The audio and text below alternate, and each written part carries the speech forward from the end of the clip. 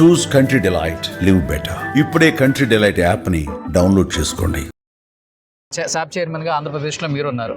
అప్పటికి ఇప్పటికి ఏమైనా డిఫరెన్స్ ఉందా? ఏమైనా డెవలప్ అయిందా? లేకపోతే ఇంకా ఎక్కడదక్కడే ఉందా అసలుకి? గత 5 సంవత్సరాల్లో నామమాత్రంగా స్పోర్ట్స్ అథారిటీ ఉండేది.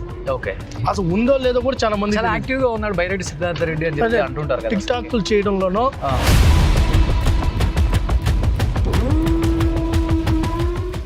సోషల్ మీడియాలో ఉండడంలోనో లేకపోతే కొన్ని వాట్సాప్ గ్రూపుల్లోనో లేకపోతే ఎవరినో ఒక నలుగురిని పిలిపించుకొని ఏది పనికి మాలిన చెత్త షటైర్లు వేసుకుంటూ మాట్లాడడం, కోడి గుడ్డుకు సమాధానం చెప్పుకుంటా. సో సీఎం గారికి బాగా ఇష్టమైన గేమ్, చిన్నప్పుడు ఆయన ఎక్కువ ఆడే గేమ్ అంటే అడిగారా మీరు? ఆయన కూడా ఏమైనా చెప్పడం కానీ? కబడ్డీ అంటే బాగా ఇష్టం. కబడ్డీ, షటిల్ కూడా లైక్ చేస్తారు. లోకేష్ గారికి బాగా ఇష్టమైన గేమ్ బ్యాడ్మింటన్ బాగా ఆడతారు, క్రికెట్ బాగా ఆడతారు. Hi, hello, welcome to Suman TV. నేను మీ రోషన్. సో ప్రజెంట్ నేను టాంపా కన్వెన్షన్ నాట్స్కి వచ్చాను అనమాట. సో ఇక్కడ నాట్స్లో ముఖ్యంగా చెప్పాలి అంటే అందరూ స్టాల్స్ పెట్టారు, కానీ నేను ఒక్కటి ఈ స్టాల్ చూడగానే కొంచెం షాక్కి గురయ్యాను అనమాట. ఎందుకంటే ఎన్ఆర్ఐ సపోర్ట్స్ కోసం ఆంధ్రప్రదేశ్ షాప్ చైర్మన్ రవి ఇక్కడ ఒక స్టాల్ పెట్టి చాలా దిగ్విజయంగా 2 days నుంచి కూడా అందరు ఎన్ఆర్ఐ సపోర్ట్ తీసుకుంటున్నారనమాట. ఎందుకంటే ఎంతమంది ప్లేయర్స్ సపోర్ట్ లేక వెనకబడిపోతున్నారు, అండ్ స్టేట్తో పాటు ఎన్ఆర్ఐస్ తెలుగు వాళ్ళ సపోర్ట్ కూడా ఉంటే బాగుంటుందని చెప్పేసి ఇంత దూరం వచ్చారు కాబట్టి. సో ఫస్ట్ ఆయన మాటలో తెలిసిన, first of all congratulations and wish you good luck.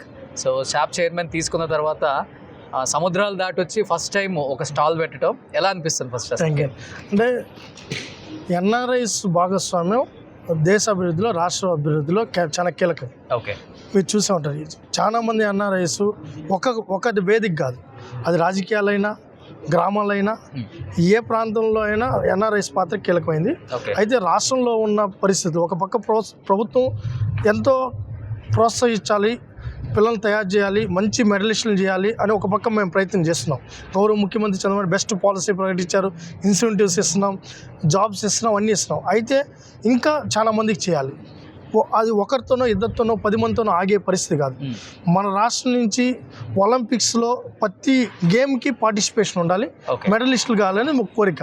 ఆ ఆలోచన అనగానే మొన్న P4 మోడల్ చంద్రబాబు నాయుడు గారు ప్రవేశపెట్టారు. అడాప్టేషన్ విధానం రావాలి.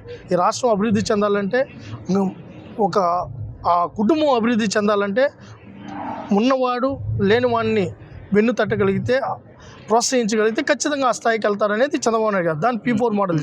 నేను దానికి ఆలోచన అనుగుణంగా ఈరోజు నాట్స్ టాంపా సిటీలో జరుగుతుంది. వేలాది మంది ఎన్ఆర్ఐస్ ఇక్కడ ఉంటారు. వాళ్ళని కానీ మనం కానీ మన ఆలోచనలు కానీ వాళ్ళకి పంచగలిగితే, వాళ్ళని రిక్వెస్ట్ చేయగలిగితే, మన యొక్క పిల్లల కష్టాన్ని మన పిల్లల యొక్క ఆలోచన విధాన్ని, మన వాళ్ళ యొక్క టాలెంట్ని కానీ వాళ్ళ దృష్టిలో పెట్టగలిగితే, వాళ్ళకి కొంతమందికి ఇది ఒక అనుసంధానం లేక, అసలు ఏ గ్రామంలో, ఏ మండలంలో, ఏ జిల్లాలో, ఏ ఊర్లో ఎవరున్నారు, ఈ స్థాయిలో ఆడతారని కూడా చాలా మందికి తెలియదు. ఊర్లో కూడా ఆడుతుండొచ్చు, వాళ్ళ ఊర్లో ఉంటారు, వాళ్ళ మండలం వాళ్ళు ఉంటారు, వాళ్ళ నియోజకవర్గం వాళ్ళు ఉంటారు, ఆ జిల్లా వాళ్ళు ఉంటారు. వాళ్ళకి చూపించగలిగితే, వాళ్ళకి ఆ డేటా ఇవ్వగలిగితే, సమన్వయం చేయగలిగితే, మా ప్రభుత్వ ఆలోచన విధానాన్ని వాళ్ళకి కానీ వివరించగలిగితే, వాళ్ళకి కానీ ముందుకు రాగలిగితే ఖచ్చితంగా మేము సక్సెస్ అవుతామనే ఉద్దేశంతోనే ఇక్కడ రావడం జరిగింది. అది క్లియర్ కనపడుతుంది అక్కడ మాకు. NRI supports make Andhra Pradesh as a Pradesh by adapting following under P3 P4 concept: player adoption, infrastructure and game adoption and sports association. So అంటే ప్రీవియస్గా చూసుకుంటే శాప్ చైర్మన్గా బైరెడ్డి సిద్ధార్థ రెడ్డి ఉన్నారు, ఇప్పుడు శాప్ చైర్మన్గా ఆంధ్రప్రదేశ్లో మీరు ఉన్నారు. అప్పటికి ఇప్పటికి ఏమైనా డిఫరెన్స్ ఉందా? ఏమైనా డెవలప్ అయిందా? లేకపోతే ఇంకా ఎక్కడదక్కడే ఉందా అసలుకి? చాలా బాధేస్తుందన్న. మీకు కూడా తెలుసు, మీకు పూర్తి అవగాహన కలిగిన, ఎందుకంటే పూర్తిగా చూస్తున్నారు మీరు. ఎంత బాధేస్తుందంటే గత 5 సంవత్సరాల్లో నామమాత్రంగా స్పోర్ట్స్ అథారిటీ ఉండేది.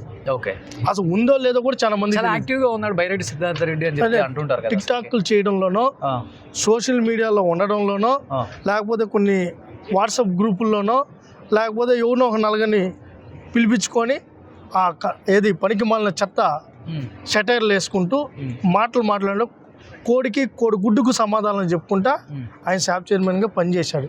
బాధ చేసే విషయం ఏంటంటే ఏ రోజైనా కూడా అతను స్పోర్ట్స్ పాలసీ ఒకటి ఉండాలని ఆలోచించేలా. ఓకే. 2017లో ఏదైతే మేము స్పోర్ట్స్ పాలసీ పెట్టామో ఆ పాలసీతో 5 ఏళ్ళు రన్ చేశారు. మేము వచ్చిన ఏదైతే బాధ్యతలు తీసుకున్నా కరెక్ట్గా నెలకే స్పోర్ట్స్ పాలసీ ప్రకటించడం జరిగింది. ఇన్సెంటివ్స్ ఇవ్వడం జరుగుతుంది. The best Haryana best, Orissa the best అంటా ఉన్నారు. ఈరోజు Andhra Pradesh the best sports policy అని చెప్పారు. ఇప్పుడు ఢిల్లీకి నేను 6 సార్లు వెళ్ళి రావడం జరిగింది. ఖేలో ఇండియా ప్రాజెక్ట్స్ కోసం తిరుగుతుంది. అతను ఢిల్లీ మొహం అన్నా చూశాడో లేదో నాకు తెలియదు. అతను జైలు మొహము మటన్ల గురించి మాట్లాడతారు తప్ప స్పోర్ట్స్ గురించి నాకు తెలిసి ఎప్పుడు మాట్లాడింది ఏమిలా. అయితే బాధ చేసే విషయం అతనికి నాకు పోలికిందంటే కిడ్ అండి అతను. మొన్న ఎక్కడో చూసా మళ్ళీ ఏదో పెట్టినాడు సారాయి ఇస్తే ఓట్లు పడతాయి, సారాయి వ్యాపారం చేయండి అని చెప్పి నిన్న ఎక్కడో విన్నా ఎక్స్సీఎం మీటింగ్లో. ఇంకా అతను సారాయి ఆలోచనతో ఉండేవాడికి స్పోర్ట్స్ గురించి మాట్లాడితే ఎట్టుంటుంది. ఇంకా అతని గురించి మాట్లాడడం కూడా నాకైతే ఇష్టం లేకపోయినా గతంలో అతను పని చేశాడు కాబట్టి ఇంక తప్పదు. ఏం చేశాడంటే ఏమి చేయలేదని చెప్పాలి. ఎందుకంటే ఏమి చేయలేదు. ఉన్నాయా మీరు స్పోర్ట్స్ శాప్ చైర్మన్గా బాధ్యతలు తీసుకున్న టైంకి ప్రీవియస్ అసలు ఫండ్స్ ఉన్నాయా, ఏమన్నా అసలు డెవలప్మెంట్ ఏమన్నా చేయడానికి ఏమన్నా? మీరు ఇప్పటికీ సీఎం గారిని కలిసి ఉంటారు, లోకేష్ గారిని కలిసి ఉంటారు, ఆ శాఖ మినిస్టర్ని కలిసి ఉంటారు.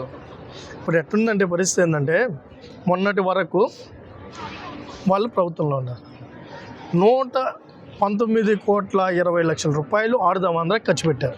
119,20,00,000 రూపాయలు. ఓకే. నిజంగా కానీ దాన్ని కానీ ఇన్ఫ్రాస్ట్రక్చర్ మీద దృష్టి పెట్టుంటే ఉమ్మడి జిల్లాల కింద పెట్టినా 10 కోట్లు పెట్టుంటే ఒక్కొక్క సెంటర్ ఒక్కొక్క జిల్లాలో తయారయ్యాయి. అంతకుముందు నా అకాడమీలు తీసేశారు. ప్లే కింద విధానానికి వెళ్ళిపోయింది. ప్రైవేట్ వాళ్ళ చేతుల్లో పెట్టేశారు. నా వెనకాల తిరిగే డ్రైవర్కో నీ వెనకాల తిరిగే వాచ్మెన్కి అన్నిటి ఒక్కొక్క స్టేడియం రాయిచ్చేసినారు. ఎంత చేయాలో అంత భ్రష్టు పట్టించారు. డబ్బంతా తినేశారు. అయితే బాధ వేసే విధం ఏంటంటే దాన్ని అన్నింటినీ చక్కదిద్దే ప్రయత్నం చేస్తున్నాం. చంద్రబాబు నాయుడు గారితో రిక్వెస్ట్ చేయడం జరిగింది. మీరు కూడా ఇంతకుముందు ఒకసారి నన్ను అడగడం జరిగింది, పిల్లల్ని ఏ విధంగా మీరు ప్రోత్సహిస్తున్నప్పుడు. గతంలో ఏదైతే 2022-23 ఇన్సెంటివ్స్ కూడా వాళ్ళు పెండింగ్ పెట్టేసిపోతే మొన్ననే 8.5 కోటి ఒకసారి, 1.5 కోటి ఒకసారి, మొన్న ఉత్తరాఖండ్లో ఏదైతే గేమ్స్ జరిగాయో వాళ్ళకు కూడా 92 లక్షల రూపాయలు ఇవ్వడం జరిగింది. పాత ఇన్సెంటివ్స్ అన్ని క్లియర్ చేస్తున్నాం, పాలసీలు ఇస్తున్నాం, అకాడమీలు ఆగస్టు నుంచి తీసుకొని రావడానికి చేస్తున్నాం. ఒక పక్క ఆర్థికంగా ఇబ్బంది ఉన్నా ముఖ్యమంత్రి గారిని ఒప్పించి ఉన్న పరిస్థితుల్లో, ఎందుకంటే చంద్రబాబు నాయుడు గారికి కూడా స్పోర్ట్స్ అంటే ఇంట్రెస్ట్ ఉంది. ఎందుకంటే మన రాష్ట్ర గౌరవాన్ని దశ వ్యాపింప చేయాలంటే ఒక స్పోర్ట్స్ వల్లనే అవుతుంది. మీరు చూసారు 2002-2003 నేషనల్ గేమ్స్ కానీ ఆఫ్రో గేమ్స్, ఆ రోజుల్లో మన రాష్ట్ర యొక్క రెప్యుటేషన్ ఏ స్థాయిలో వెళ్ళిందో, ఎంత గౌరవం వచ్చిందో, దీన్ని చూసిన తర్వాత మిగతా రాష్ట్రాలు కూడా ఫాలో అయ్యే పరిస్థితి ఇలా చేయొచ్చు అనేది అలాంటి ఆలోచనతో ఉన్న వ్యక్తి చంద్రబాబు నాయుడు గారు. కాబట్టి అలాంటి ఆయన కూడా స్పోర్ట్స్కి మంచి ఇంపార్టెన్స్ ఇస్తున్నారు. చంద్రబాబు నాయుడు గారు ఎస్పెషల్లీ గేమ్స్ గురించి ఎక్కువగా మాట్లాడి ఉంటారు. సో సీఎం గారికి బాగా ఇష్టమైన గేమ్, చిన్నప్పుడు ఆయన ఎక్కువ ఆడే గేమ్ అంటే అడిగారా మీరు? ఆయన కూడా ఏమైనా చెప్పడం కానీ? తెలుసండి, ఎందుకంటే నారావారపల్లిని ఆయన పుట్టింది. యూనివర్సిటీ ఎస్వి యూనివర్సిటీ చదువుకున్నారు. ఆయన కబడ్డీ అంటే బాగా ఇష్టం. కబడ్డీ మీరు చూసే ఉంటారు. అంతకుముందు కూడా మనం అదే ఈ వీడియోలో కూడా కనిపిస్తుంది. ఆయనకి కబడ్డీ అంటే బాగా ఇష్టం. తర్వాత షటిల్ కూడా లైక్ చేస్తారు. కబడ్డీ ఎక్కువగా, ఎందుకంటే అది రోలర్ గేమ్ కాబట్టి ఎక్కువ కూడా చిన్నప్పుడు కూడా ఇది ఎక్కువ ఆడేవాళ్ళు. అంటే ముఖ్యంగా చిత్తూరు జిల్లాకు సంబంధించి కానీ ఈ చంద్రగిరి నియోజకవర్గంలో కబడ్డీ బాగా ఫేమస్. వాళ్ళ తమ్ముడు రామ్మూర్తి గారు కూడా ఆల్ ఇండియా కబడ్డీ చైర్మన్ కూడా పనిచేయడం జరిగింది. కబడ్డీ షటిల్ ఆడబట్టి ఆయన అంతా హెల్దీగా, ఇప్పటికి కూడా యువకుడిలాగా బాగా చలాకీగా, మనిషి బాగా 18 hours 17 hours వర్క్ చేస్తారు. అంత ఇప్పుడు యోగా. ఓకే. లోకేష్ గారికి బాగా ఇష్టమైన బ్యాడ్మింటన్ బాగా ఆడతారు, క్రికెట్ బాగా ఆడతారు. చిన్నప్పుడు కూడా నారావారపల్లికి అమ్మమ్మ వాళ్ళ ఇంటికి, అంటే నాన్నమ్మ అక్కడ ఉండే వాళ్ళ అమ్మన్నమ్మ గారు ఉండే, హైదరాబాద్ నుంచి వచ్చినప్పటికి కూడా ఎస్వి యూనివర్సిటీలో పోయి ఆడిన తర్వాత ఎవ్రీడే ఆయన ఇండస్ట్రీ. ఇప్పుడు నారావారపల్లి కోసం మీరు క్రికెట్ కూడా ఇప్పుడు కడతారు. ఇప్పుడు దేవాంశి బాబుని కూడా ఖచ్చితంగా స్పోర్ట్స్ మ్యాన్ చేయాలనే ఈరోజు చెస్ కూడా మీరు చూసిన మొన్న రికార్డు ప్రతి ఇంట్లో స్పోర్ట్స్కి మస్ట్ అండ్ షుడ్ అనే పాలసీతో వెళ్తున్నారు. ఓ సూపర్. సో చంద్రబాబు నాయుడు గారికి kabaddi and shuttle, and Lokesh గారికి బాగా ఇష్టమైంది క్రికెట్ అండ్ బ్యాడ్మింటన్, అండ్ మన దేవాంష్కి ఇష్టమైంది చెస్. సో సూపర్ అండి, thank you so much. Suman టీవీలో మీ పర్సనల్ అండ్ బిజినెస్ ప్రమోషన్స్ కోసం కింది నెంబర్కి కాంటాక్ట్ చేయండి.